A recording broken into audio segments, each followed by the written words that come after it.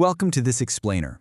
You know, when we think of massive, interconnected cinematic universes today, the kind with overarching villains, crazy team-ups, and storylines spanning decades, we usually think of Hollywood. But what if I told you that arguably the oldest, most expansive franchise in human history has actually been around for millennia? Today we're diving into the epic saga of Vishnu, the Preserver. Picture this, like the ultimate movie trailer cold open. The screen is dark. The universe is constantly teetering right on the edge of total chaos. Demons are hoarding immense power, gods are getting exiled from the heavens, and the very fabric of reality is starting to fray. I mean, the stakes literally could not be higher. And then we get this core promise written across the ancient texts: divine incarnations that descend to earth whenever righteousness declines. That right there, that's the entire hook of Vishnu's story. He doesn't just sit up in the heavens watching us struggle. Whenever the world is on the absolute brink of being consumed by darkness, he actively steps into our reality, taking on physical forms, avatars, to reset the balance. Now, to really understand our protagonist, we have to understand his character motivation. And for Vishnu, that motivation is Dharma. Dharma isn't just some passive set of rules. It's righteousness, it's cosmic balance, and crucially, it's the active protection of good from evil. So whenever Dharma dips to critically low levels, it triggers Vishnu into action. He's the guardian, ensuring that the grand narrative of the universe doesn't end in a premature tragedy. Every single time he descends to Earth, you can basically view it as a high-stakes rescue mission for Dharma. And to truly grasp the scale of this hero, we have to talk about his incredible character design. In his true cosmic form, he is visually stunning. He's depicted with blue skin, which beautifully symbolizes infinity and the vastness of the sky. He reclines peacefully on this giant multi-headed serpent, floating on a cosmic ocean of milk. It's the scene of supreme tranquility. But look at his four hands. He is heavily armed and ready for action. He holds the conch, which is the primordial sound of creation, a literal wake-up call to the universe. He wields the discus, a spinning, razor-sharp weapon representing the wheel of time and the destruction of evil. Then there's the mace, just for sheer power and authority. And finally, a lotus flower, reminding us of purity and spiritual enlightenment right in the middle of all this chaos. Standing by his side is his consort, the goddess Lakshmi, representing prosperity. And his chosen vehicle? When he needs to travel, he rides Garuda, a massive, powerful, eagle-like bird. So how exactly does he pull off this cosmic preservation? Let's break down what we can call the Phase 1 avatars. Early on in the timeline, the threats were primal, elemental, massive. So Vishnu's descents took on spectacular beast-like forms. First up is Matsya, a giant fish who saved the world's knowledge and living species from a catastrophic global flood. Then we get Kurma. When the gods and demons were churning the cosmic ocean to find the nectar of immortality, they used a literal mountain as a churning rod and, well, it started to sink. So Vishnu became a gargantuan Taurus, diving to the bottom of the ocean just to support the mountain on his back. And then, in a truly action-heavy sequence, a demon dragged the earth goddess deep into the cosmic ocean. Vishnu took the form of Varaha, a colossal boar, and fought the demon in a war that lasted thousands of years, eventually diving into the depths and literally lifting the Earth back into its proper orbit on his tusks. But the most terrifying, and honestly the most clever of these early avatars, is Narsimha.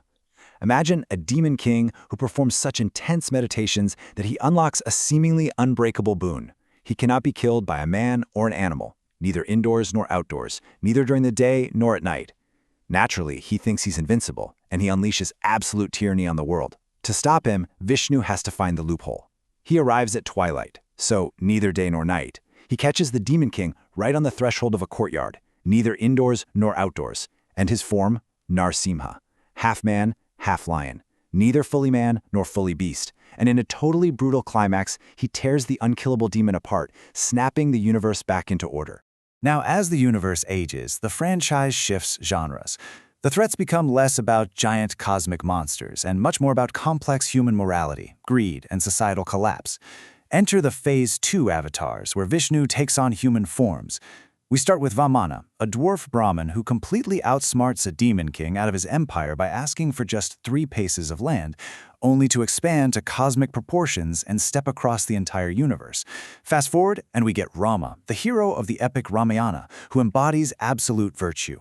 Generations later comes Krishna, the deeply beloved, incredibly complex, and charismatic avatar of the Mahabharata. He's a strategist, a miracle worker, and the brilliant philosophical guide who delivers the Bhagavad Gita right on the battlefield. And later, we see the Buddha incarnate, arriving to teach compassion, nonviolence, and to end excessive animal sacrifices. The character arcs here transition perfectly from raw physical power to incredible philosophical depth.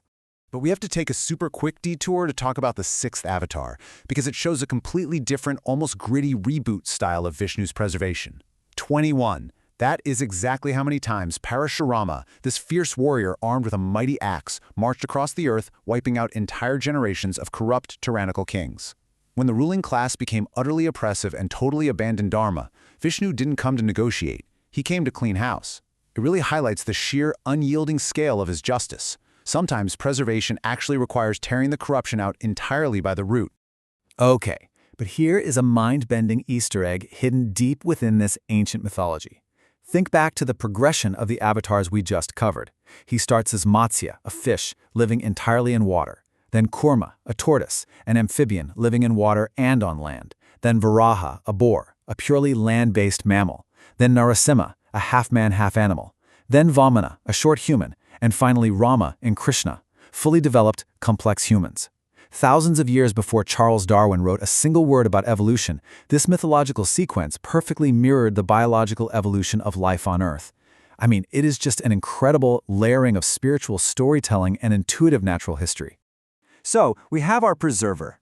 But in any great cinematic universe, your protagonist needs an equally powerful foil. Because to preserve the universe, you also need a force that clears away the old, the decaying, and the stagnant. Enter Lord Shiva, the destroyer. If Vishnu is the force of maintenance and preservation, Shiva is the ultimate force of transformation and destruction. They are the two absolute heaviest hitters in the entire Hindu pantheon, and their dynamic is fascinating. Shiva destroys evil, yes, but he also destroys old systems and cycles so that new creation can actually take place. You literally cannot have Vishnu's preservation without Shiva's destruction clearing the path first. And visually, thematically, their aesthetics are total opposites. While Vishnu is the benevolent preserver, deeply engaged with humanity, adorned in rich silks on a serene ocean of milk, Shiva is the fierce, detached ascetic, covered in cremation ash, high up in the freezing Himalayas. Vishnu, with his blue skin, rides a giant eagle and physically descends as avatars to save the world. Shiva, with his third eye, matted hair, and snakes wrapped around his neck, rides a massive bull named Nandi. And he's often found in deep meditation or performing the terrifying cosmic dance of destruction. The contrast between the opulent preserver and the wild destroyer is overwhelming. It's just brilliant world-building. But, and this is a huge misconception, they are not enemies. This isn't a hero versus villain setup at all. They respect and cooperate with each other constantly in the lore. During that churning of the ocean we talked about earlier, they work together. In fact, many Hindus worship them together as a combined deity called Harihara. Half of the body is Vishnu, the other half is Shiva. It's the ultimate acknowledgement that active engagement in the world and philosophical detachment from it are just two sides of the exact same supreme reality. They are the ultimate cosmic team-up. Which brings us to the climax of this explainer, the chilling, highly anticipated final chapter of this franchise. We've covered 9 avatars so far, but Hindu cosmology says there are 10 main ones. The 10th? It hasn't happened yet. We are currently living in what is called the Kali Yuga, the age of darkness, strife, and hypocrisy. When this age reaches its absolute breaking point, when Dharma is almost entirely extinguished, the final avatar will arrive. His name is Kalki, and the texts describe him not as a peaceful teacher, but as a devastating warrior, riding a white horse, wielding a blazing flaming sword. He will descend to destroy the overwhelming evil of the world and completely reboot the timeline back into a new golden age. It is the ultimate cliffhanger for humanity. Vishnu's overarching narrative tells us that no matter how dark the world gets, the balance will always, eventually, be restored. The preserver is always watching. But as we look around in our own world today, it leaves us with a powerful, provocative question to reflect on. Are we living in a way that upholds Dharma? Are we actively protecting the balance? Because when the age of darkness finally ends, will we be ready for Kalki's flaming sword? Thank you for joining me on this explainer. I hope this gave you a fun, powerful new perspective on one of history's greatest epics. Keep exploring, and I'll see you next time.